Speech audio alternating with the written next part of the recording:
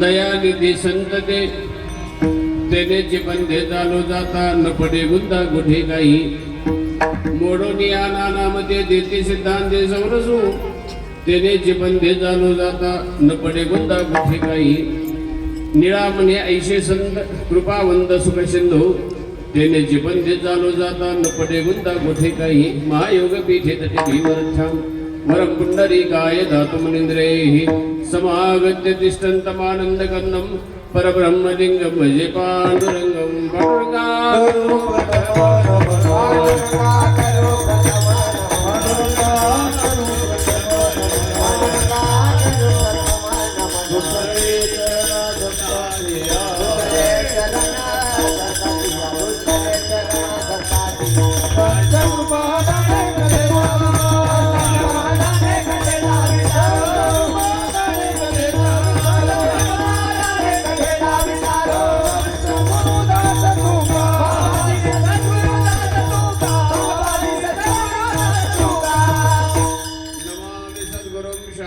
सच्चिदानंद विग्रहम पूर्ण ब्रह्म परानंदम ईशमाळज्ञ वल्लभम ब्रह्मानंदम परम सुखदम केवलम ज्ञानमूर्तिम द्वंद्वातीतं गगन सदृशम तत्वमस्यादिलक्ष्यम एकम नित्यविमलवचनं सर्वदि साक्षिभूतं भावातीतं त्रिगुणरहितं सद्गुरुं तं नमामि लोकाभिरामं रणरंगधीरं राजीवनेत्रं रघुवंशनाथं कारुण्यरूपं करुणाकरन्तं श्रीरामचन्द्रं शरणं प्रपद्ये वक्रतुण्ड महाकाय सूर्यकोटि समप्रभ निर्विघ्नं कुरु मे देव सर्वकार्येषु सर्वदा दयांची क्रिया स्मरण होई सकळ विद्यांचे अधिकरण तेचे वंदो श्रीचरण श्री गुरुंचे दयाचे आठवे शब्दसृष्टी अंगवी सारस्वता घवे जिव्हेशे वक्तृत्व गोडपणे अमृताते पारखमणी रस होती ओळगणे अक्षराशी भावाचे अवतरवती निजे खून हातात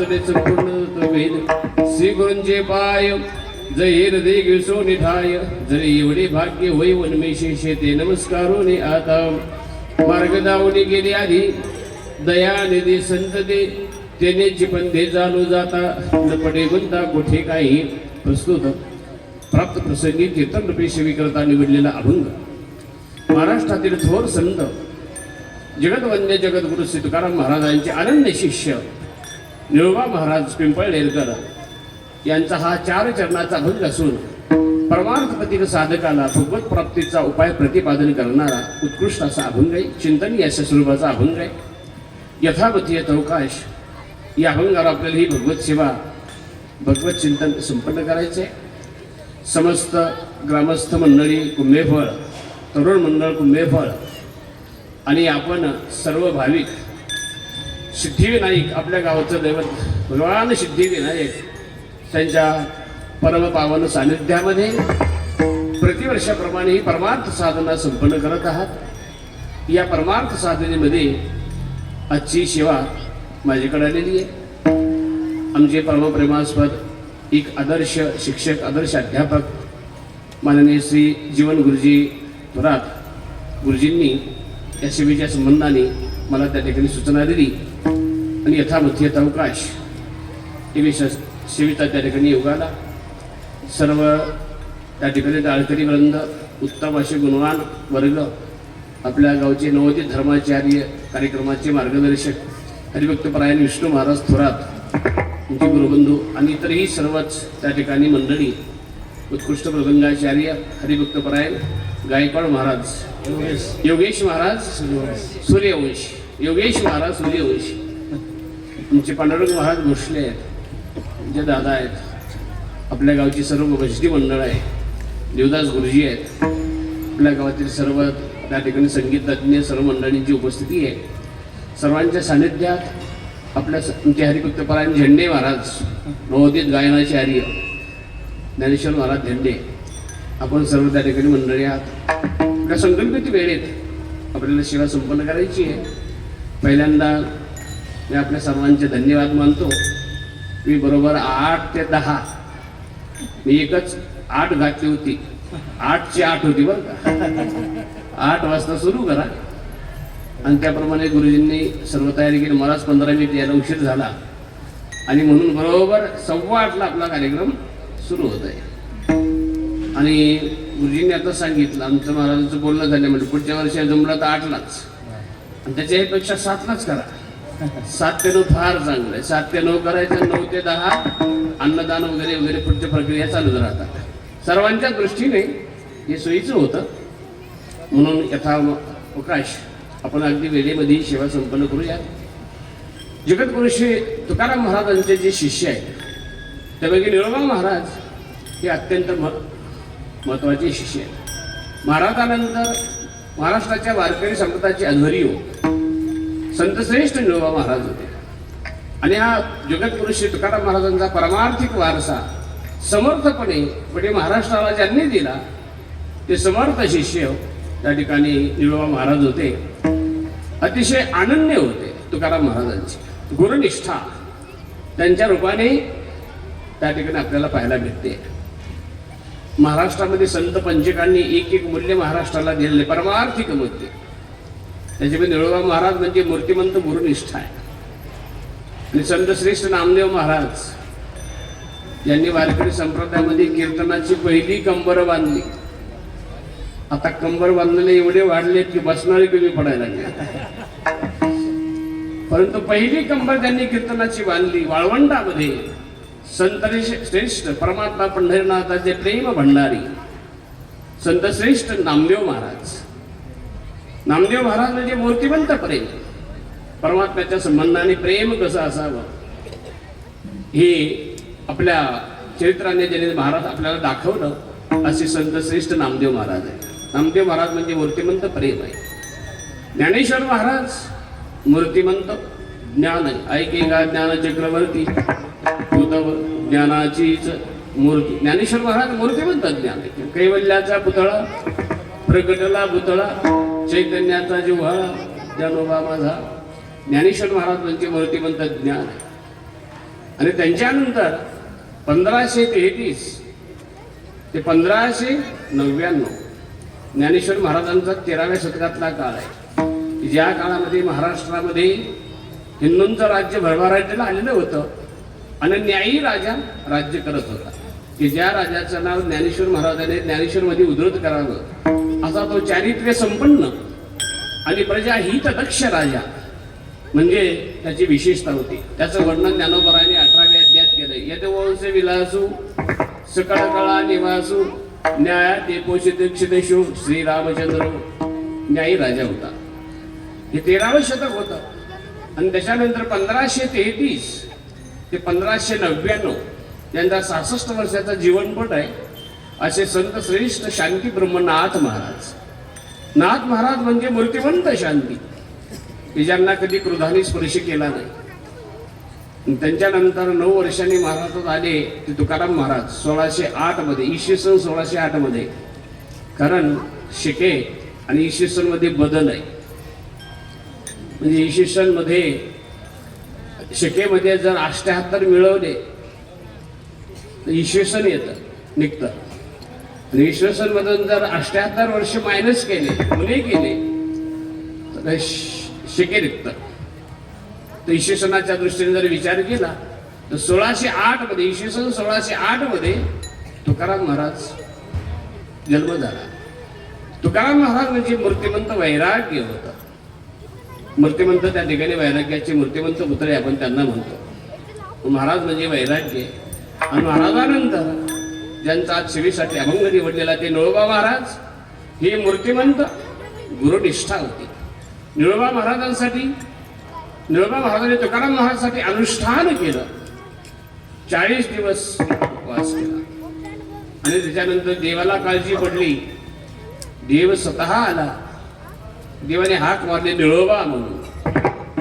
निळोबा महाराजांनी डोळे उघडले तर साक्षात सर्वेश्वर परमात्मा समोर दिसतोय. शंख चक्र गदा पद्म सहित परमात्मा निळोबा महाराजांसमोर त्यांना दिसू लागला. पण निळोबा महाराजांनी देवाला सांगितलं. देवांची भाड मी ठेवली नाही. पार्थिल्या वाचून आवासी का पार्थिल्या वाचून आवासी का पार्थिल्या वाचून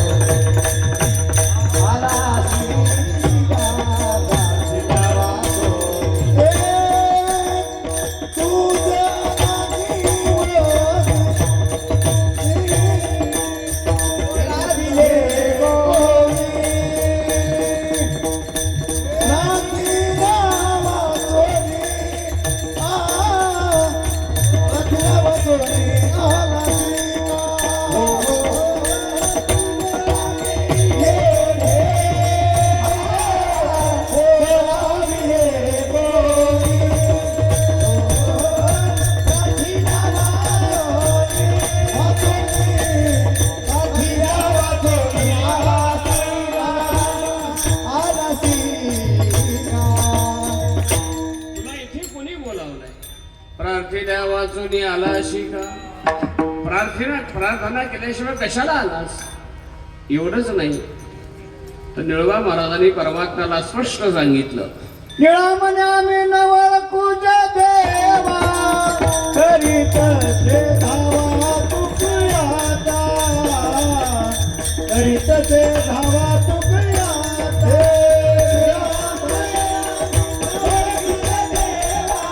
करीत ते धावा तुकयाचा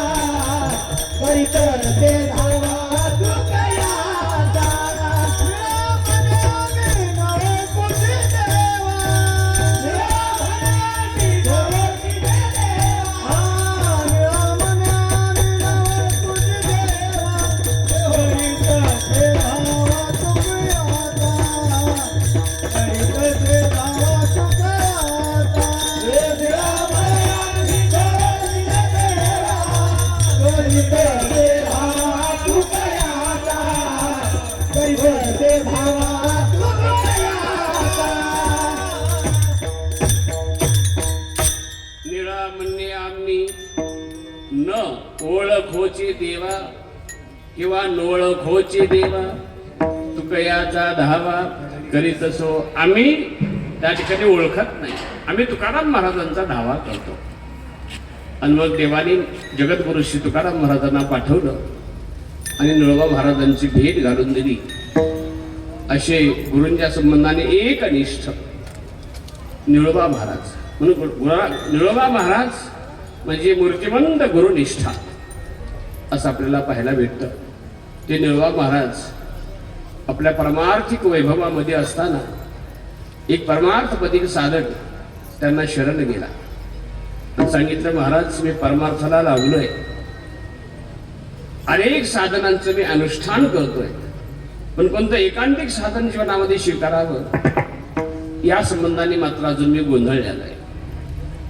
तेव्हा मी कोणत्या मार्गाने गेलं पाहिजे. त्यांनी अगोदर पंडिपात केला. एखाद्याला जर प्रश्न विचारायचा असेल जिज्ञासेने तर आपण लहान झालं पाहिजे. पाया पडणं म्हणजे मी पुन्हा कोणा समर्पित, तुम्ही माझ्यापेक्षा श्रेष्ठ आहात आणि मी तुम्हाला पूर्ण समर्पित आहे. पूर्ण समर्पित भाव प्रकट केल्याशिवाय गुरूंची कृपा होत नसते. त्यांनी पूर्ण समर्पित भाव प्रकट केला. अर्जुन पूर्ण समर्पित झाला नव्हता तोपर्यंत भगवंतांनी अर्जुनाला खरं सांगितलं नाही. श्रीमद भगवद्गीतेच्या पहिल्या अध्यायामध्ये अर्जुन विषाद योग आहे. अर्जुनाला जे दुःख झालं ते प्रकट केलं, पण तोपर्यंत तो स्वतःची बुद्धी वापरत होता, पूर्ण समर्पित झाला नव्हता. पण जेव्हा दुसऱ्या अध्यायामध्ये त्याने सांगितले, कार्पण्य दोषो पहत स्वभावा पृच्छामिताम धर्म संमूढचेतः यच्छ्रेषान्निश्चितं गृहीतन्मे शिष्येष्ठेम शाधी मां तां प्रपन्नम यत् निश्चितं श्रेयः तत् मे गृही. माझं खरं हित काय ते मला सांग. अहं ते शिष्या त्वां प्रपन्न मां शाधी.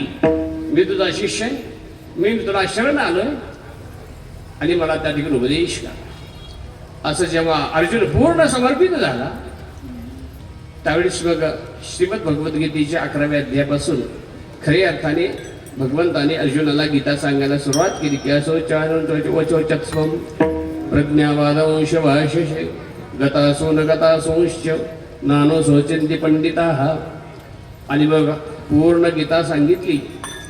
श्रीमद गीता सांगितल्यानंतर अर्जुनाने ती ऐकली आणि तो कृतार्थ झाला. त्यांनी सांगितलं, गुंतलो होतो अर्जुन बोले, तो मुक्त झालो तुझेपणी, आता पुसले सांगणे दोन्ही नाही. आता तुझ्यामुळे मी मुक्त झालोय. अर्जुन म्हणून मी गुंतलेलो होतो, पण आता मुक्त झालो तुझेपणी. आता दोन्ही राहिले नाही, विचारायचं राहिलं नाही, काही नाही. असा पूर्ण ब्रह्म झाला पार्थ. असं परम भगवान त्या ठिकाणी तोपर्यंत त्याला सांगत नाही, अर्जुनाला सांगितलं. तसं प्रश्न विचारत असताना आपला समर्पित भाव असावा. शिष्याचं समर्पण गुरूंच्या ठिकाणी असावं. संसारामध्ये पत्नीचं समर्पण पतीच्या ठिकाणी असावं. आणि ज्याला देवाची सेवा करायची आहे त्याचं समर्पण देवाच्या चरणावर असावं. पूर्ण देवाच्या चरणावर त्याचा समर्पित भाव असावा. संसार जर नीट करायचा असेल तर पत्नी ही पतीच्या ठिकाणी पूर्ण समर्पित असावी. ती समर्पित असेल तर त्यांचा संसार चांगला होतो. एक भगिनी एका महात्म्याकडे गेली आणि म्हणली, महाराज मला तुम्हाला बोलायचंय. महात्मा म्हणले, बोला. म्हणजे आमचे मालक बिघडलेत. म्हणजे बिघडलेत काय? मद्यपान करतात, जुगार खेळतात, काय करतात? म्हणलं त्यांना पगार वाढला आहे आणि त्याच्यामुळं मी असताना त्या भगिनीने सांगितलं, दुसऱ्या परदेशी स्त्रीशी आमच्या मालकाने लग्न केलं. आता मी काय करावं? महात्म्याने त्या भगिनीला सांगितलं, त्यांनी त्याचा धर्म सोडलाय, मग तू तुझा धर्म सोडू नको. तू त्याला ईश्वर बुद्धीने त्याची सेवा कर. महात्म्यावर तिचा विश्वास. म्हणून महात्म्याने सांगितलं, तुझ्या पतीला सांग, जी विदेशी त्या ठिकाणी पत्नी त्यांनी केली आहे दुसरी तू असताना, तिला म्हणा बाहेर ठेवू नको, घरी आण. घरी आणून तिची सेवा कर. तू स्वयंपाक करून त्यांना जीव घाल, त्यांचे कपडे धु, त्यांची सेवा कर. आणि त्यांनी तुझा धर्म सोडू नकोस. त्याप्रमाणे ती पतीला म्हणली, हे बघा, मी असताना तर मी दुसरं लग्न केलं विदेशी स्त्रीशी आणि मग केलंय, तर त्या ठिकाणी आता तुम्ही काय करा, तिला घरी घेऊन मी त्याची सेवा करेल. मग त्याप्रमाणे त्याला घरी आणलं. काही दिवस झाले, पण पुढे त्याला थोडा असाध्य व्याधी झाली. आणि असाध्य व्याधी झाल्या, जी परदेशी स्त्री आली होती ती निघून गेली. आपली भारतीय स्त्री गृहलक्ष्मी आहे, गृहदेवता आहे. तर तिच्या दृष्टीने पती हा परमेश्वर आहे, हा भाव आहे. पण ती परदेशी आलेली होती. जसा त्या ठिकाणी जशी आली होती तशी निघून गेली. याला व्याधी झाल्यानंतर, याला त्या ठिकाणी अनेक समस्या निर्माण झाल्यानंतर ती निघून गेली. आणि ही जी होती लग्नाची, तिने मात्र त्याची सेवा केली. पतीची ईश्वर बुद्धीने केली. आपल्याकडं पतीची मत अनुसरणीय पतिव्रता, त्याप्रमाणे तिची सेवा केली. हा दवाखान्यामध्ये आरडायचा, ओरडायचा. ती म्हणली, हे बघा, आता आजारी असताना माणसाला त्रास होता, पण बाकीचं काय आरडाओरडा करण्यापेक्षा तुम्ही आपलं देवाचं नाव घ्या. देवाच्या कृपेने सर्व नीट होईल. ती भाविक होती आणि त्या पत्नीच्या सांगण्याप्रमाणे हा देवाचं नाव घेऊ लागला. आणि देवाच्या नावाचा परिणाम, त्याची प्रकृती सुधरू लागली. आणि सुधरत 4-8 दिवसामध्ये तो ठणठणीत झाला. देवाच्या नावामध्ये सर्व होतं. अच्युताय नमः, अनंताय नमः, गोविंदाय नमः हे म्हणा, किंवा श्रीराम जय राम जय जय राम. प्रकृती नीट सुधरेल. आणि मग त्याने सांगितलं त्याप्रमाणे. आणि मग तो चांगला झाला.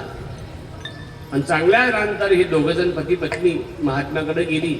आणि तिने त्या भगिनीने महात्म्याला सांगितलं, महाराज, तुम्ही सांगितलं होतं त्याने जरी धर्म सोडला तरी तू तुझा धर्म सोडू नको.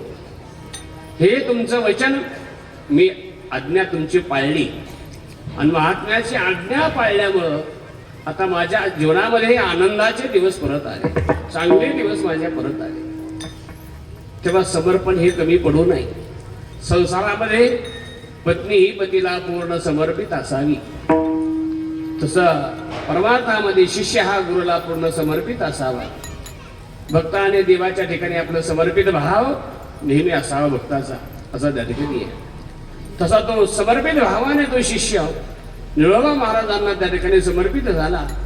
आणि त्यांनी सांगितलं की अशा पद्धतीनं मी परमार्थामध्ये गेलोय, पण कोणत्या साधनावर आरूढ झाल्यानंतर मी माझ्या गंतव्यस्थानाला पोहोचेल यासाठी मी गोंधळ झालो. कोणत्या मार्गाने जावं असं जेव्हा निळोबा महाराजांना प्रश्न विचारला, तेव्हा त्या साधकाला निळोबा महाराजांनी अभंगाच्या पहिल्या मार्ग धावून गेले आधी, मार्ग धावून गेले आधी, मार्ग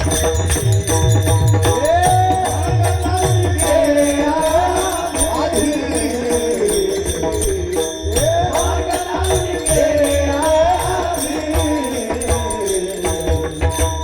मार्ग धावून गेले आधी, मार्ग धावून गेले आधी,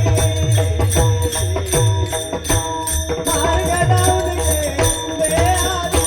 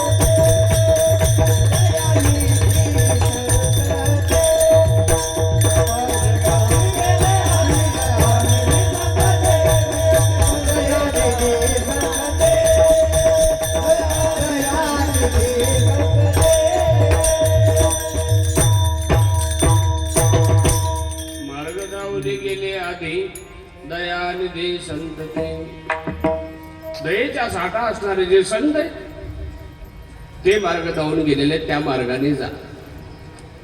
अर्थात मार्ग म्हणजे साधना मार्ग आहे. परमार्थामध्ये कोणत्या मार्गाने चालावं. महाभारतातला प्रसंग आहे. सर्व पांडव वनामध्ये असताना धर्मराजाला एकदा तहान लागली आणि आपल्या भावांना सांगितलं, लहाने भाऊ नकुल गेला पाणी आणायला, तो तिथे मृत होऊन पडला. सहदेव गेला, तोही मरून पडला. भीम गेला, तो मृत अवस्थेत पडला. अर्जुन गेला, तोही तसाच. चारी बंधू मृत अवस्थेमध्ये पडलेले.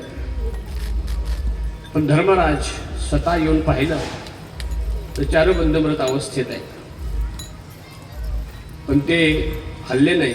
विधी स्थिर हा, त्यांचं नाव युधिष्ठिर आहे. स्थितप्रज्ञ.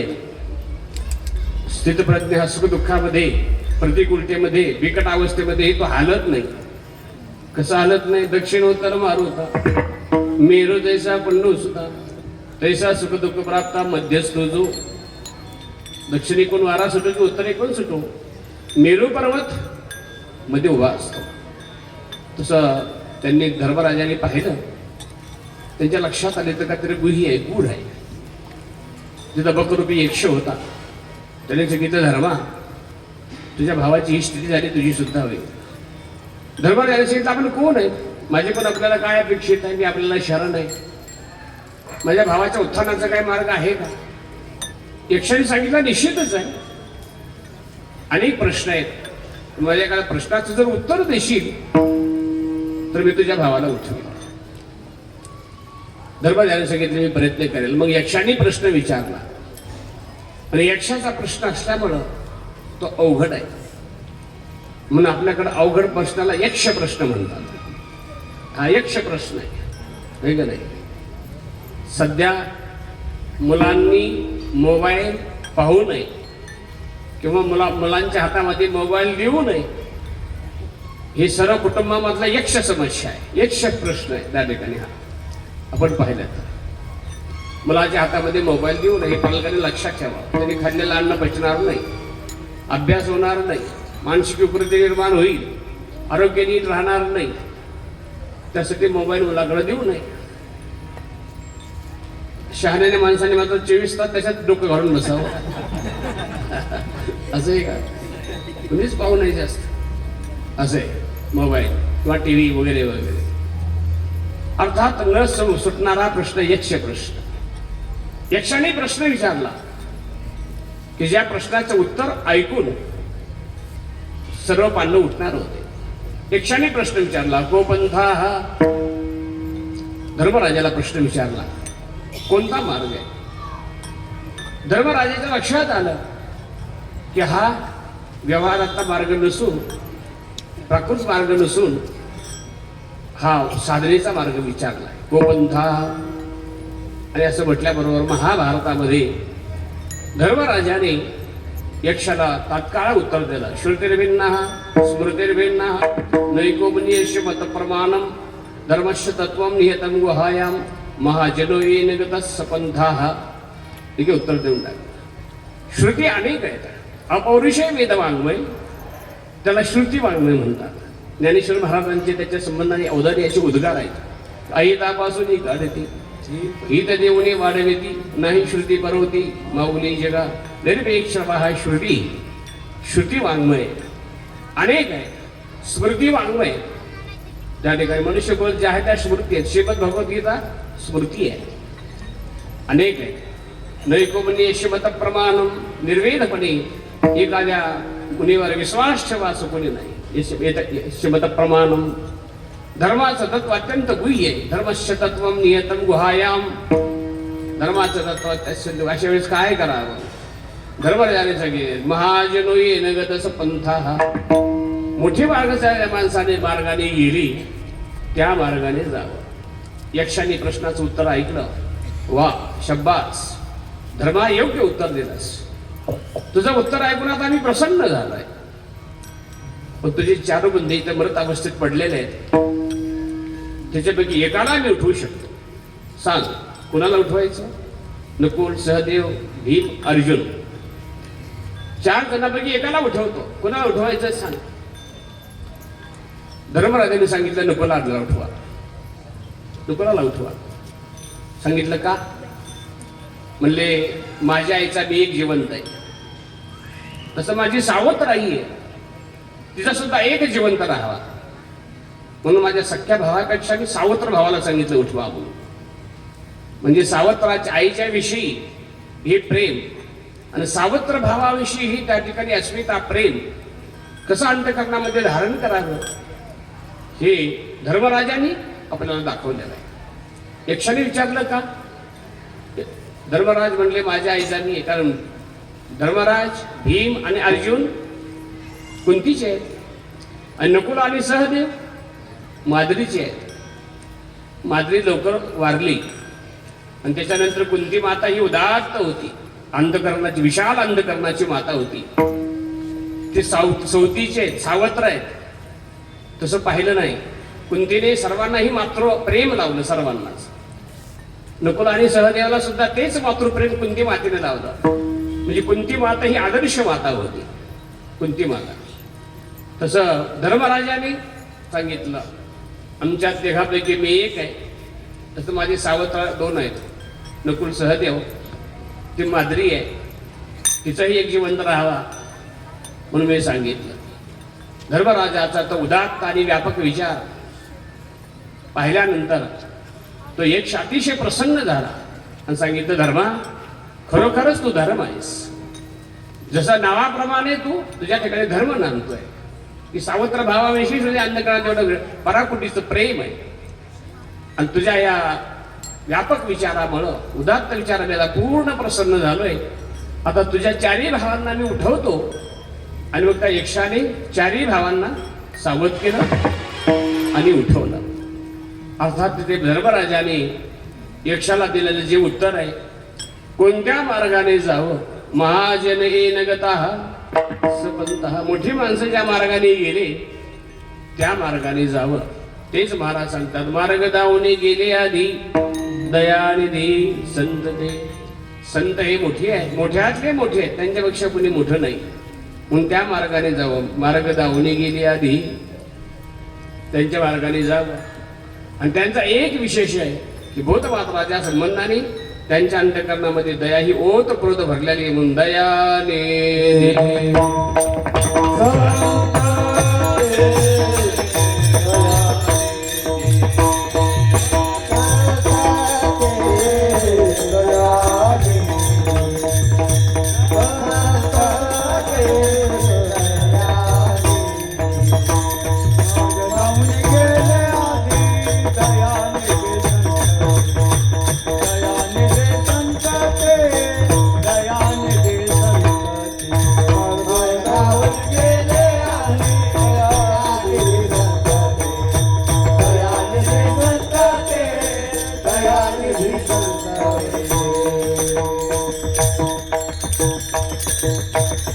मार्ग दावणे गेले आधी दयानिधी संत ते.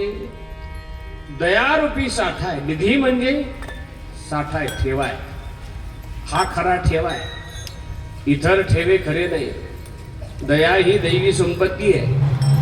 दैवी संपत्तीचे जे अनेक गुण सांगितले 16व्या अध्यायामध्ये, वयम सत्व संशुद्धी, ज्ञान योग व्यवस्थिती, दानम दमस्य यज्ञस्य स्वाध्यायस्तपार्जवम, अहिंसा सत्यक्रोध त्याग शांतिर्वैषणम, दया उदेशनोनुक्तम मार्गम हिरजापनम, तेज क्षमा धृती शौच मद्रोह नातिमानिता, भवन्ति संपदम दैवी माभिजातस्य भारत. दया आहे आणि साठा आहे, निधी आहे, निधान आहे. काही वेळेस ज्ञानेश्वर महाराज पाताळीचे निधान, दावील कीर अंजन, परी व्हावे लोचन, पायाळाचे. पूर्वी धन निधान ठेवलं जायचं, पण खरं निधी कोणता आहे? दैवी संपत्तीच्या एखादा गुण अंगी असणं. दैवी संपत्ती आपल्या अंगी असणं हा खरा गुण आहे. दैवी संपत्ती आपल्या अंगी असावी, या सर्व गुणापैकी एखादा गुण आहे. बाकीचा जो ठेवा आहे तो बरोबर येणारा नाही आणि वेळेला कामाला येणारा नाही. तरी पण संसारामध्ये बाकीचाही ठेवा असला पाहिजे. सध्या जे सिनियर सिटीजन आहेत, ज्येष्ठ नागरिक, त्यांनी थोडा ठेवा आपल्या नावावर ठेवावा. सर्व पोराला देऊन टाकू नये. सर्व जर पोराला देऊन टाकलं तर मायबापावर कशी विपन्न अवस्था येते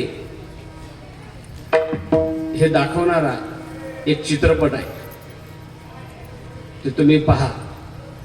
आता ही व्यासपीठ काय चित्रपट पहा म्हणून सांगायचं नाही, पण त्याच्यामध्ये नाच गाणं नाही, काही नाही.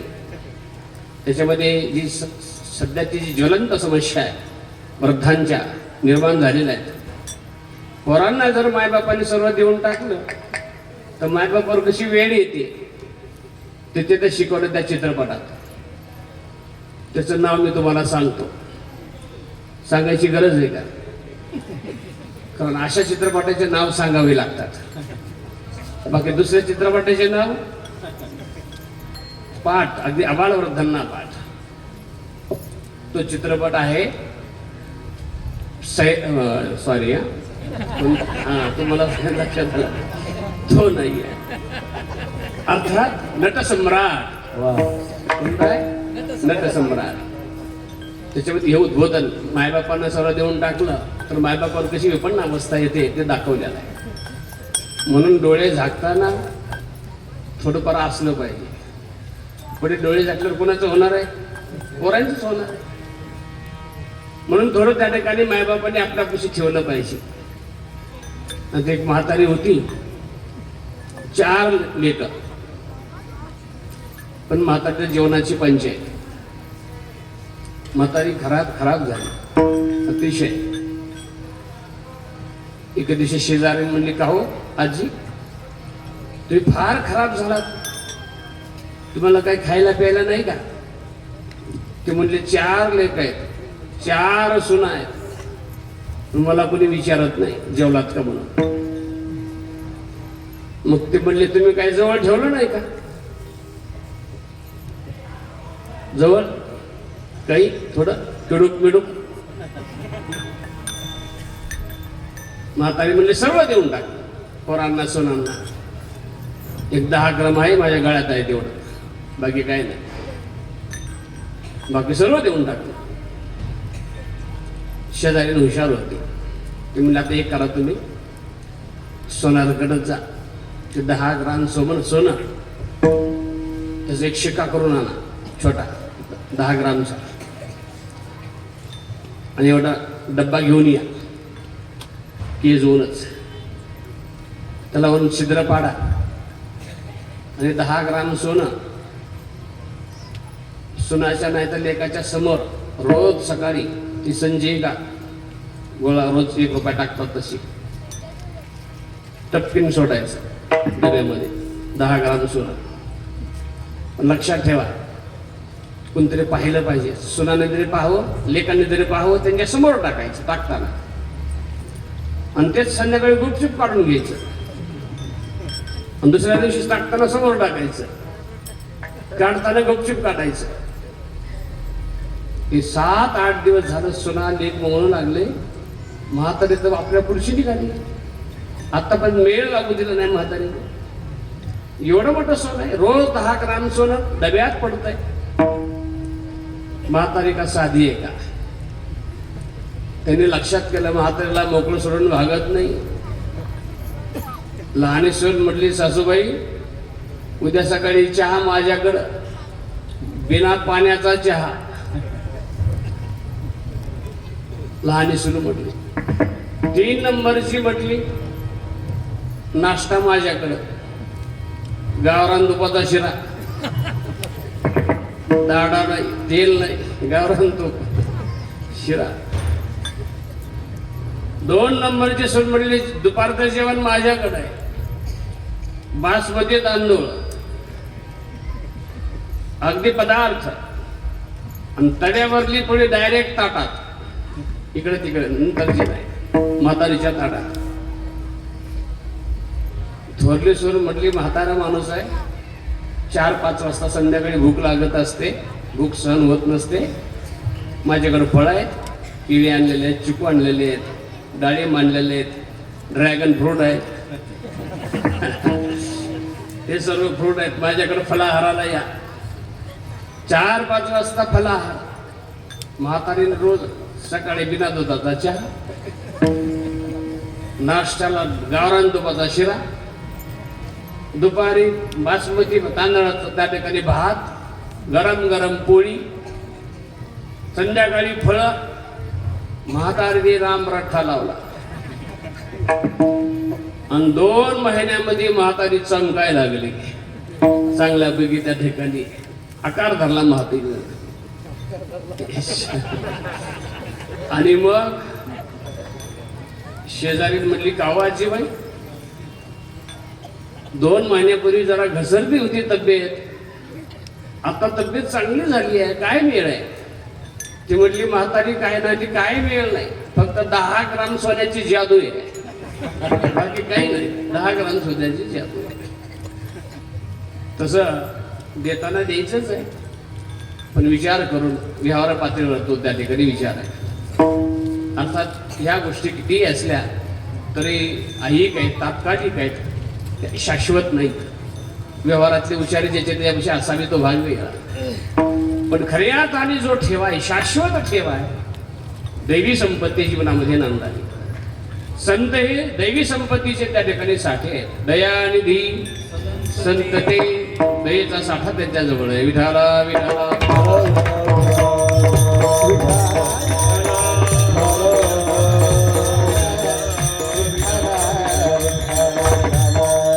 आणि दया करत असताना कशी आहे? दया करण्याची पुत्राशी तेच दास बोलता का? दया करण्याची पुत्राशी तेच दासा आणि दासी सर्वांवर सारखी. त्या दयेची व्याख्या करताना ज्ञानेश्वर महाराजांनी तरी दया ते ऐशी पूर्ण चंद्रिका जैशी निवविता नकडशी साने थोर दैशे दुःखिताचे शिरणे हिरता सकन व पडे उत्तम आधमनेने विमंजू काही. हा श्रेष्ठ आहे, हा कनिष्ठ आहे, हा भाव नाही. सर्वांवर सारखी दया. पौर्णिमेचा चंद्र आपला प्रकाश देताना तो म्हणत नाही हा चोर आहे आणि हा शाहू आहे, तो सर्वांना प्रकाश देतो पौर्णिमेचा चंद्र. तसं त्या ठिकाणी संत हे सर्वांसाठी आहेत. चोरावरही कृपा करतात आणि सर्व चांगल्यावरही कृपा करतात. हे संतांचं हृदय असतं. एकदा एक चोर पळत आला 10-11ची वेळ रात्रीची. संतांचं हृदय कसं असतं. कबीर महाराज दारात बसले होते. कबीर महाराजांच्या पायावर पडला आणि सांगितलं, महाराज मला लपवा, माझ्या पाठीमागं पोलीस लागले. कबीर महाराज म्हणले, जा माझ्या घरामध्ये, बाहेर हॉलमध्ये माझ्या घरातले सर्व झोपले आणि त्या कॉटवर माझी मुलगी झोपली आहे, तिच्या शेजारी जाऊन झोप, तुला काही भीती नाही. महात्म्याचं हृदय. चोर त्या कॉटवर जाऊन झोपला कबीरदास महाराजांच्या मुलीच्या शेजारी. आणि मग काही क्षणामध्ये पोलीस धावत आले. महाराजाला म्हटले, कबीर महाराज असा असा चोर आहे का, बघितला का? कबीर महाराजांचं आईचं हृदय संतांचं. दोष फक्त आई आणि संत दोष संपादत असतात, बाकीच्याकडे दोष दाखवत असतात. कबीरदास महाराज म्हटले, मी काय पाहिलं नाही, पण पोलीस बोलले आतापर्यंत इथं चोर इथपर्यंत आता दिसत नाही, आम्हाला शंका तुमच्या घरात असला पाहिजे. कबीर महाराज म्हणजे विश्वास करता घरात जाऊन बघा. पोलिसांनी घरामध्ये चक्कर मारली, कुठेही दिसला नाही, पण बाहेर आल्यानंतर कॉटवर झोपलेला दिसला. पोलिसांनी विचारलं, हा कोण आहे? कबीर महाराज म्हणले, कोण आहे म्हणजे? ही माझी मुलगी आहे, हा माझा जावई आहे. आता मुलगी आणि जावई म्हटल्यानंतर पोलिसाचं काम संपलं. महात्म्याचं हृदय असं विशाल असतं, त्याला महात्मा म्हणतात. त्या हृदयाचं माप घेता येत नाही, असं हृदयाचं महात्म्याचं हृदय विशाल असतं. आणि पोलीस निघून गेले, पण चोरा मात्र थंड झाला. 100 हाण्या अंगावर पडावे एवढा तो गार झाला. आपण एवढं चोरी करून या महात्म्याच्या हृदयामध्ये आपल्यासाठी जागा आहे. हे हृदय किती विशाल असलं पाहिजे, किती महान असलं पाहिजे. त्यांनी महाराजांचे पाय धरले, कबीर महाराजांचे, सांगितलं, महाराज इथून पुढे मी चौर्य कर्म करणार नाही, चोरी करणार नाही. आणि तो पुढे एक चांगला महात्मा झाला. म्हणून माणसं व्याख्यानाने सुधारतील का नाही सांगता येत नाही. पण संतांकडे पाहून महात्मे सुधारत असतात. अनुष्ठाने जगा देत वडील जे हे त्यांचं मोठेपण असतं. आणि असं असल्यामुळं चोर असो की शाहू असो सर्वांना निवमिता न करशी साने थोर दैशे दुःखितांचे शिरणे हिरता सकनवपणे उत्तम अधमनेने विवंजू काय भूतांची दया आहे भांडवल संता. भूतांची दया आहे भांडवल संता. भूतांची दया आहे भांडवल संता. भूतांची दया आहे भांडवल संता. आपुले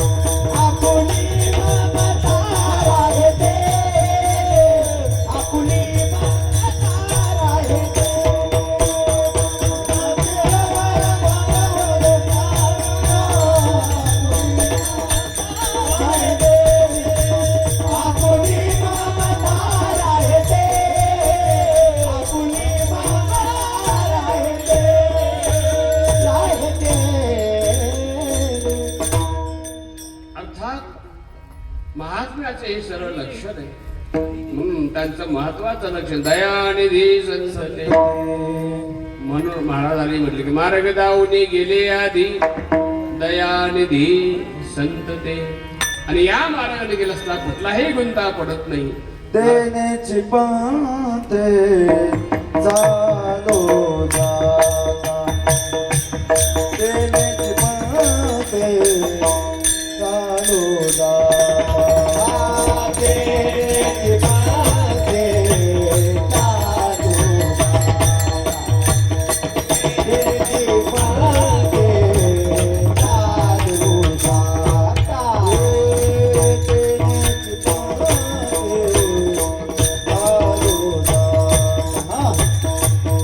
देण्याची पाते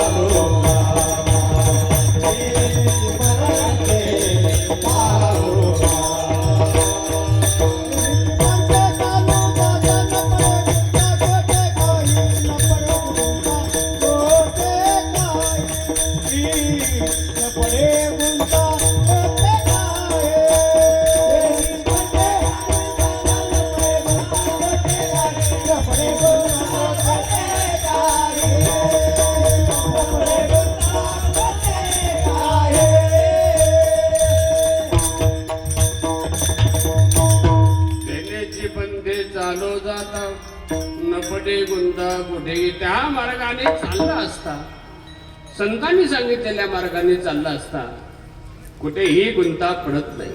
तू सर्वांसाठी सकाळाशी येथे अय्याधिकार केव्हा या रे दान थोर यारे यारे दान थोर यारे यारे दान थोर यारे दान थोर यादी भरते नारे नर यादी भरते नारे नर यादी भरते नारे नर यादी भरते नारे नर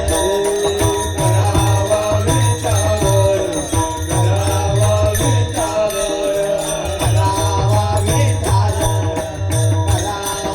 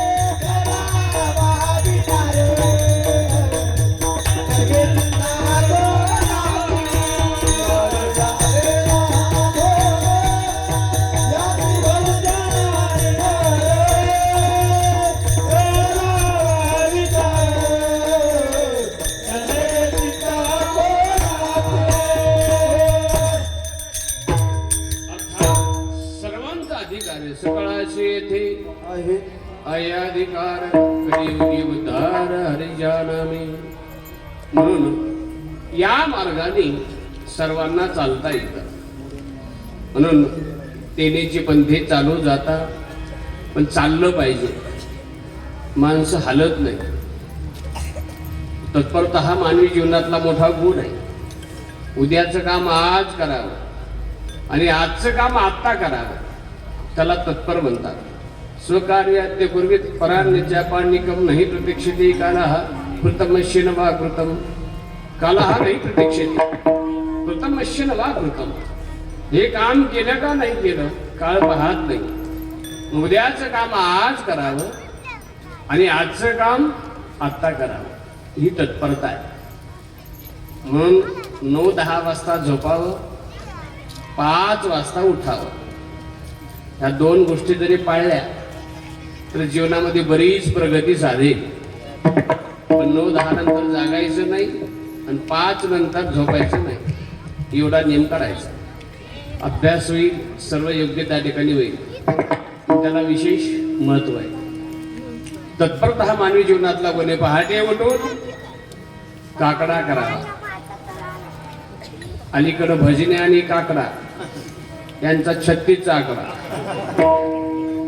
असं पाहिलं तर स्वामी महाराजांचा काकडा होता.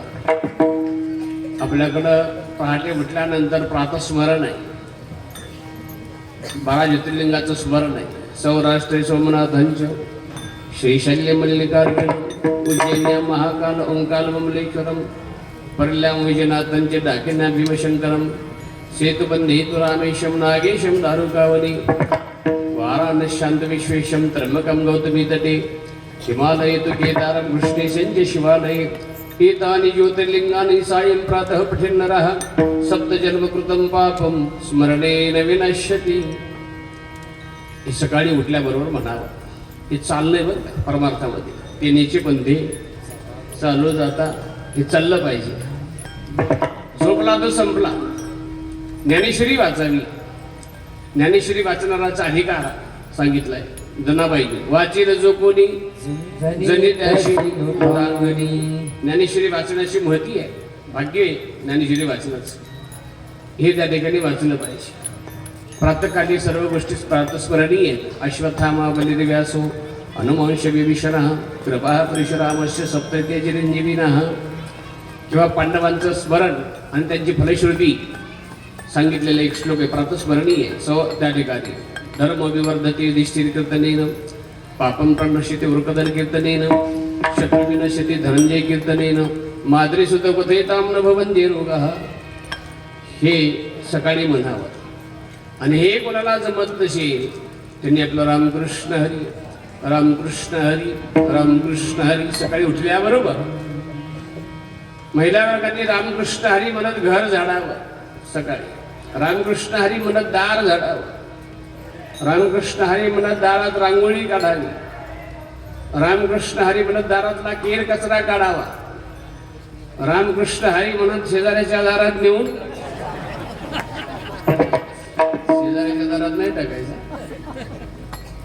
पण रामकृष्ण हरी म्हणायचं. पहाटे अमृत वेळा आहे, व्यर्थ जाऊ नये. अमृत वेळा ही कामात आली पाहिजे असं आपण आणि आपल्या देशात जेवढी मोठी माणसं झाली ती सर्व पहाटे उठणारी आहेत. विनोबा भावेने आणि असे तो हिमाचल पायी यात्रा केली. त्यांचा भूदान यज्ञ भारतातच नाही तर जगामध्ये गाजला. ते पहाटे उठायचे, रोज विष्णू सहस्रनामाचा पाठ करायचे, यांनी ईशावास्य उपनिषदाचं चिंतन करायचे रोज पहाटे. ज्याची पहाट ज्याच्या हातामध्ये नाही त्याचं जीवन सफल होणार नाही असं गणित आहे. म्हणून पहाटे उठण्याला विशेष स्वरूपाचं महत्व आहे असं आपण त्या ठिकाणी म्हणतो. तत्परता आहे, तत्परतेने चालावं. आता ते चालत असताना ज्या रस्त्याने चालायचं आहे तोही योग्य असावा, आपल्या गंतव्यापर्यंत नेणारा असावा. महाराजांनी तो सांगितलं, तेनेचे पण ते चालू जात न पडे गुंता कोठी काही. त्या मार्गाने गेला असता कुठलाही गुंता त्या ठिकाणी पडणार नाही. अशा सर्व इतर मार्गामध्ये अनेक गुंते आहेत. ज्ञान मार्ग असेल विरक्तीची अपेक्षा आहे. विरक्ती वाचवली काही ज्ञानाशी तगण्याचे नाही असे. वितरागते सारे का जोडवणे शैवीला असं का तो अवघेयाच्या भूमिका सवे चाले. वैराग्य असेल तर ज्ञान आहे, विरक्तीला महत्व आहे. गुरुवर्य रामकृष्ण महाराज आपल्या परिसरामध्ये वैराग्य मूर्ती होते. त्यांचे गुरुराम गुरु मामासाहेब दांडेकर त्या ठिकाणी वैराग्याची मूर्तिमंत पुतळे होते. त्या काळातल्या उच्च विद्याविभूषित आणि अशा पाश्चात्य तत्वज्ञान आणि भारतीय तत्वज्ञानाचे मोठे व्यासंगी अशा स्वरूपाची त्यांची ख्याती होती मामासाहेबांची. आपल्याकडे लाभलेले दोन्ही महात्मे गुरुवर्य रामकृष्ण महाराज आणि स्वर्गीय परमपूज्य आपले शामराव महाराज डाकेबळकर, दोघांनाही त्यांचं त्या पूर्वीच्या महापुरुषांचं सानिध्य लाभलं. आणि तसं पाहिलं तर दोघंही कडक मूर्ती होत्या. मला वाटतं रामकृष्ण महाराजांचं आणि शामराव महाराजांचं बोलणं अजून लोक काही विसरले नाहीत. विसरायसारखं नव्हतंच. थोडं काय झालं की षष्टीचा प्रयोग. षष्टीचा प्रयोग म्हणजे हे गेलं. मला वाटतं शामराव महाराजांचा एक शब्दाने प्रसिद्ध होता, हे जात. हे शामराव महाराजांचं त्या ठिकाणी जात शब्द त्यांच्याकडे त्या ठिकाणी होता. रामकृष्ण महाराजांचं काय झालं की श्वास द्यायचे, परंतु माणसं जरी बोलताना ही स्पष्ट होती तरी मात्र आत बाहेर निर्बळ स्वभावाची होती. आणि आपल्या गुरु परंपरेविषयी त्याची नितांत निष्ठा होती. आपल्या महाराजांची कन्या आपल्या शीतलताई त्या दिवशी गेलो होतो तर त्यांनी सांगितलं, शेवटी आजारी असताना डाकेबळकर महाराज शामराव महाराज त्यांनी आपल्या मुलीला सांगितलं, आपल्या मुलाला त्यांना सांगितलं की मला 2 फोटो आणून द्या. शेवटी जोग महाराजांचा आणि मामासाहेबांचा दोन्ही फोटो त्यांनी त्या ठिकाणी मागवले. आणि असे धरून त्यांनी त्या ठिकाणी दोन्ही फोटो आपल्या डोळ्यासमोर ठेवले. आणि शेवटपर्यंत त्या 2 फोटोला पाहत पाहत त्यांनी ते ठेवला, मामासाहेबांचा फोटो आणि जोग महाराजांचा फोटो. अर्थात ही जी गुरुनिष्ठा आहे ही पराकोटीची त्या ठिकाणी त्यांच्या ठिकाणी आपल्याला पाहायला भेटत होती. मामासाहेब कारण त्यांना माहीत होती माणसं कोण आहेत. एक माणसं कोणत्या योग्यतेची आहेत. आकाराची माणसं किती भेटतील जगामध्ये, आकाराची माणसं किती भेटत असतात, पण जी खऱ्या अर्थाने माणसं आहेत ते चालते ज्ञानाचे बिंब तयांच्या वयवी सुखाचे कुंभ एर माणूस म्हणते भांब लौकिक भागू. चालतं बोलतं त्या ठिकाणी ज्ञान म्हणजे ही महान विभूती होत्या.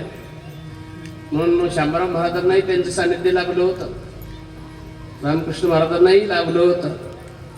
मला त्यांनी एकदा प्रसंग सांगितलाच. म्हणले संस्थेमध्ये काहीतरी थोडी समस्या झाली आपल्या संस्थेमध्ये. मामासाहेब आले आणि मग सर्व पोरांना बसवलं. त्या काळातल्या काय 62-63 काळ होता. मामासाहेबांनी सांगितलं असले काळे धंदे इथून पुढे करू नका, नीट अभ्यास करा. कशासाठी आला? अभ्यासासाठी आला. असले काळे धंदे करू नका. शामराव महाराज म्हणले मी उठलो मामाला म्हटलो काळ्याचं पांढरं करण्यासाठी आम्ही बसलो. ते काळे धंदे चालले ते सांगण्यासाठी पांढरं. मामासाहेबांना माहित होतं एखादा बाणेदार मुलगा असेल तर त्याला त्याचं कौतुकच वाटायचं. हा बोलतोय म्हणजे त्याच्याकडे काहीतरी गुणवत्ता आहे, त्याच्याकडे तरी बाणेदारपण आहे, हे त्यांना आवडायचं. असं आपण त्या ठिकाणी पाहतो. आणि म्हणून अशा स्वरूपाचं आपल्याला त्या ठिकाणी पाहता येतं. अशी सर्व मंडळी अर्थात ते चालतं बोलतं ज्ञान अशा स्वरूपाची त्या ठिकाणी. म्हणून ही सर्व मंडळी वैराग्य मूर्ती आहे. आणि जिथं वैराग्य आहे विरक्ती वाचून काही ज्ञानाशी तगडेची नाही. वैराग्य असेल तर ज्ञान आहे, पण वैराग्याच्या गोष्टी एवढ्या सोप्या नाही आहेत. गुरुवारी रामकृष्ण महाराज आता लाखो लोक त्यांच्यापुढे नतमस्तक आहेत, पण त्यांचं वैराग्य म्हणून त्या ठिकाणी तिथं नतमस्तक त्या ठिकाणी आपल्याला झालेलं पाहायला भेटत असतात. तो सर्वांना मार्ग नाही, विरक्तीचा मार्ग सोपा नाही आहे. कर्म मार्गाचंही तसंच आहे, योग मार्गाचं आहे तसंच आहे.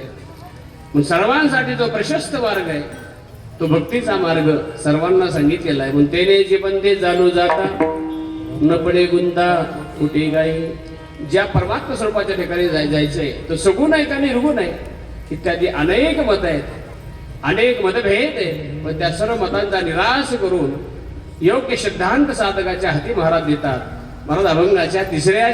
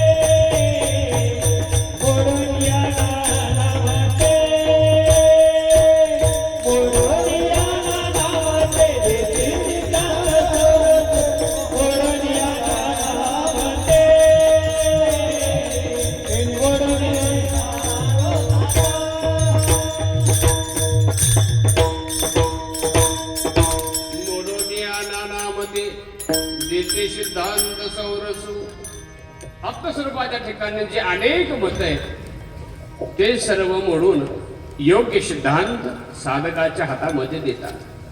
आत्मस्वरूपाच्या संबंधाने परमात्मा हा सगुण आहे का निर्गुण आहे?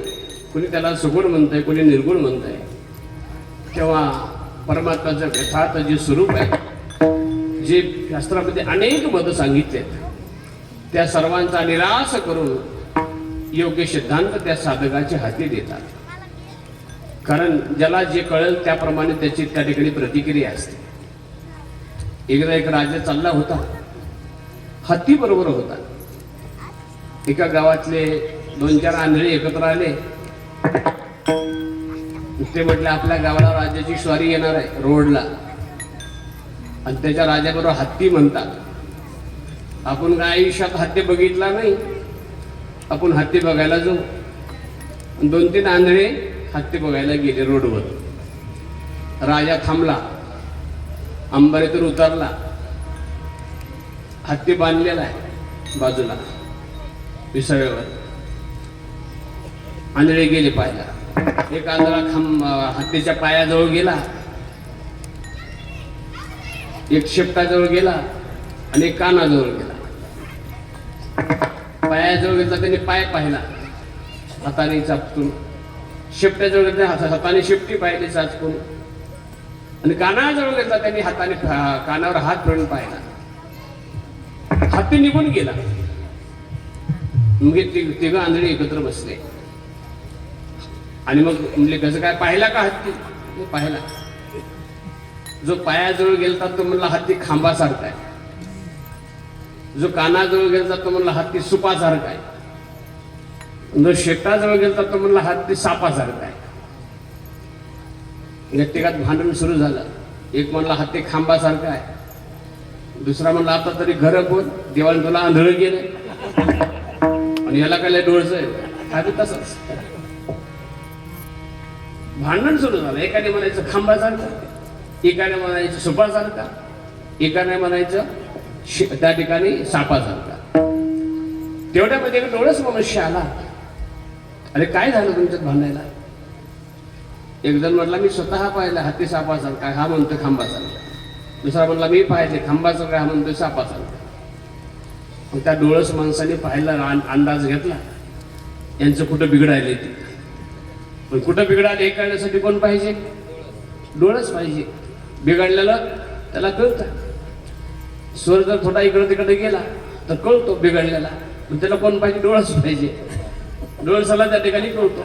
आता हे सर्व डोळस आहेत, मृदंगाचार्य गायनाचार्य डोळस आहेत.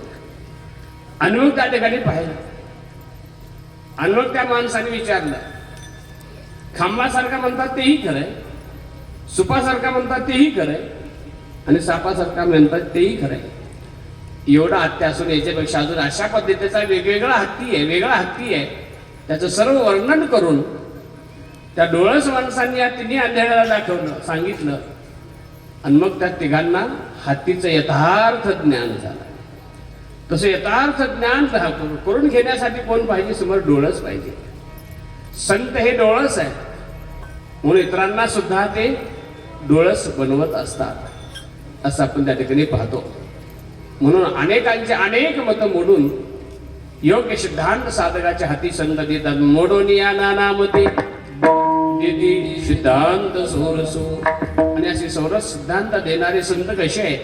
2 विशेषणांनी महाराज अभंगाच्या शेवटच्या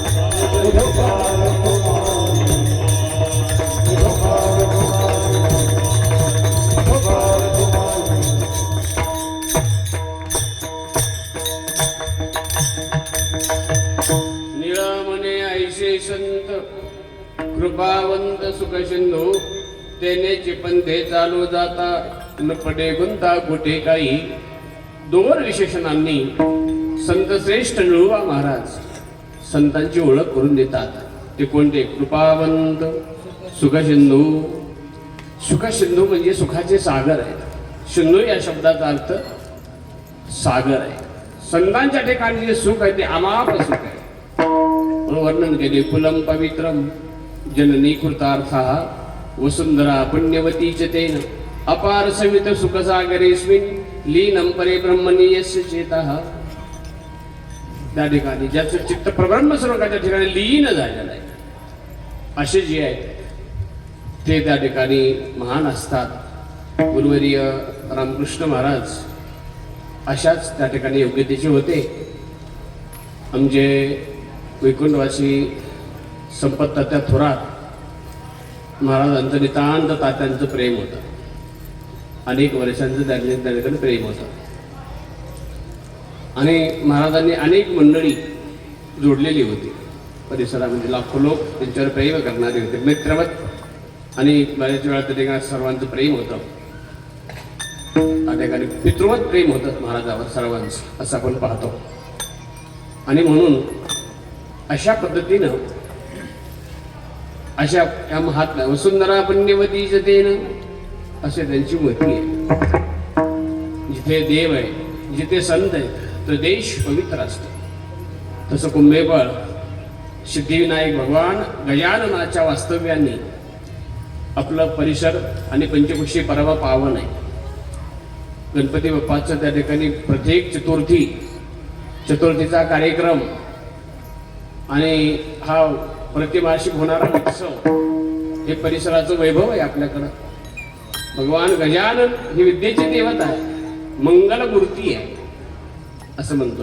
त्यांचं वर्णन मंगलमूर्ती म्हणून गणपती स्तोत्र त्यांच्या समोर म्हणावं किंवा गणपती अथर्व शीर्ष त्यांच्या समोर म्हणावं. गणपती समोर प्रणम्य शीर्षा देवम गणपती स्तोत्र आहे. प्रणम्य शीर्षा देवम गौरीपुत्र विनायकम भक्तवासस्वन्ते मायुकामार्थ सिद्धे प्रथमं वक्रतुण्डञ्च एकदन्तं द्वितीयकं तृतीयं कृष्णभङ्गाक्षं गजवक्त्रं चतुर्थकं लम्बोदरं पञ्चमं षष्ठं विकटमेव च सप्तमं विघ्नराजेन्द्रं धूम्रवतं तथाष्टमं नवमं बालचन्द्रं च दशमं तु गणविनायकम् एकादशं गणपतिं द्वादशं तु गजाननं. हे सर्व गणपतीचे नाव आहेत. 12 हे स्तोत्र आहे. विद्यार्थ्यांनी ते पाठ करावं. शालेय अभ्यासापेक्षा हे बाकी स्तोत्र मुलांच्या मुखामध्ये असावेत. आता शाळा बंद होतील, सुट्ट्या राहतील, तेव्हा मुलांनी गणपती स्तोत्र पाठ करायचं. तसं पाहिलं तर गणपती स्तोत्र इथं भिंतीवर लिहायला हरकत नाही. 8 श्लोक आहेत, भिंतीवर लिहायसारखे आहेत. जर लिहिले तर प्रत्येकालाच ते वाचता येतील.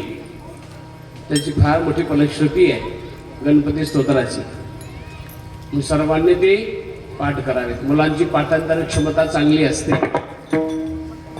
असंही महत्वाचं. एखादा सरस्वतीचं स्तवन करणारा श्लोक आहे. या कुंदेंदु तुषार धवला या शुभ्रमस्ता व्रता या विना वरदंड मंडित करा या श्वेत पद्मासना या ब्रह्मादि शंकर प्रभृती देवै सदा वंदिता सा मां पातु सरस्वती भगवती निशेष जाड्यापा. गणपतीचे अनेक मुलांच्या मुखामध्ये असे श्लोक असावेत. आता सुट्ट्या येत आहेत, त्या सुट्ट्यामध्ये पालकांनी मुला करून ते करून घेतलं पाहिजे. आता अभ्यासक्रमामध्ये हे सर्व काही राहिलं नाही. त्याच्यामुळे उच्च शिक्षित मुलं आहेत पण या ज्ञानापासून वंचित आहेत. अगदी उच्च शिक्षित मुलाला जर विचारलं पांडव किती होते सांगता येत नाही. किती होते पांडव? किती? 5. मला वाटतं लक्षात ठेवलं आहे. कोणते कोणते होते? नाव कोण सांगताय? सांगा. मी एक सांगतो. धर्मराज, पुढे भीम, पुढे अर्जुन. आता 2च राहिले. नकुल आणि सहदेव. हे सर्व पाठ पाहिजे. पांडुरंग अष्टक, ज्ञानेश्वर अष्टक, गणपती स्तोत्र, रामरक्षा स्तोत्र, हनुमान चालीसा प्रत्येक मुलांकडून हनुमान चालीसा मध्ये पाठ करून घेतला पाहिजे आणि प्रत्येक मुलांनी ते सकाळी रोज म्हटलं पाहिजे. त्याचं फळ आहे. लोक म्हणतात ते मुलगा असा नीट राहत नाही, तो वाक्य होतोय, हे मुलगा पोरग काय ऐकतच नाही, अमुकच होत आहे. त्याला थोडी साधना शिकवा, थोडी प्रार्थना करून घ्या त्याच्याकडून, त्याचं पूर्ण आयुष्य बनेल चांगल्या पद्धतीचं. फक्त ते करून घेतलं पाहिजे पालकांनी, थोडं गांभीर्याने स्वतः पालकांनी केलं पाहिजे. ज्या घरामध्ये आई हरिपाठ म्हणते लेकर आपोआप ते पाठ करतात. घरामध्ये संस्कार असावेत, याला महत्व आहे. म्हणून मुलं घडवत असताना त्या ठिकाणी आई वडिलांचा त्याग कमी पडू नये, ती महत्वाची गोष्ट आहे असं आपण त्या ठिकाणी पाहतो. म्हणून हे सर्व त्या ठिकाणी आहे. ही सर्व आपल्याला हे संस्कार असले पाहिजेत, याला विशेष स्वरूपाचं महत्व आहे. तसं येळोबा महाराज त्या ठिकाणी संतांची महती सांगत असताना म्हणतात की ते कृपावंत आहेत आणि सुखाचे सागर आहेत. कृपावंत सुखसिंधू. सुखसिंधू म्हणजे सुखाचे सागर आहे. आणि आपल्या वाट्याला आलेलं जे सुख आहे ते सर्वांच्या वाट्याला यावं, संतांचं हृदय आहे. तैसा वाघविलास विस्तारू आणि गीतादेशी विश्वभरू आनंदाचे आवारू मांडो जगा. ही मराठीच्या नगरी ब्रह्मविद्येचा सुकाळू करी, घेणे देणे सुखची वरी हो दे जगा. फिटो विवेकाची वाणी हो का नामना जिनी, देखो आवडी तो खाणी ब्रह्मविद्येची. हे संतांचं मनोगत आहे म्हणून त्यांना कृपावंत म्हणलंय. म्हणून कृपावंत सुखसिंधू विठाला विठाला.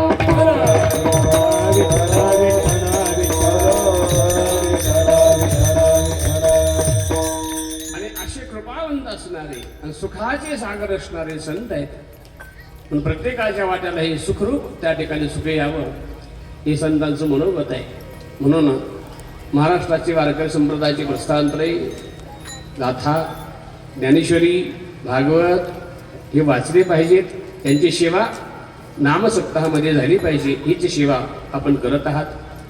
रोज आपण शिवमहापुराण हरिभक्तपरायण महंत श्री वासुदेव महाराज यांच्या मुखातून रोज त्या ठिकाणी शिवमहापुराण कथा श्रवण करत आहात. भगवान शंकराचं ते चरित्र आहे, ते चरित्र सर्वांच्या डोळ्यासमोर असावं. भगवान शंकराच्या चरित्रामध्ये एक गोष्ट की ते सरळ आहे, सरळ अंतकरण. सरळ म्हणजे स म्हणजे सीता, र म्हणजे राम आणि ल म्हणजे लक्ष्मण. या तिघांचे गुण त्यांच्या ठिकाणी त्याला सरळ म्हणायचं. सरळ जीवन जगणारा भगवान शंकर सुखरी आला की त्याला कृपाशीर्वाद देणारे. तेव्हा ही सर्व वाङ्मयाची सेवा आणि ही कथा आपण श्रवण करत आहात. प्रतिवार्षिक भगवान सिद्धिविनायकाच्या परम पावन सान्निध्यात ही परमार्थ साधना संपन्न होते अर्थात. आणि त्यानिमित्ताने प्रतिवार्षिक संपन्न होणारी ही सेवा आहे. आमचे परमप्रेमास्पद आदरणीय श्री जीवन गुरुजींनी या सेवेच्या संबंधाने मला सूचना दिली. त्याच्यानंतर मी प्रथम सांगितल्याप्रमाणे फक्त मी एक 8 टाकली होती. ती 8 कोणती होती? 8ची 8 होती. फक्त त्या ठिकाणी 8ला सेवा संपन्न व्हावी. गुरुजी म्हणले करू आपण, सर्वांना सांगू. त्याप्रमाणे काल सूचनाही दिली आणि बरोबर 8च्या ऐवजी 8:15 आपण त्या ठिकाणी सेवा सुरू केली.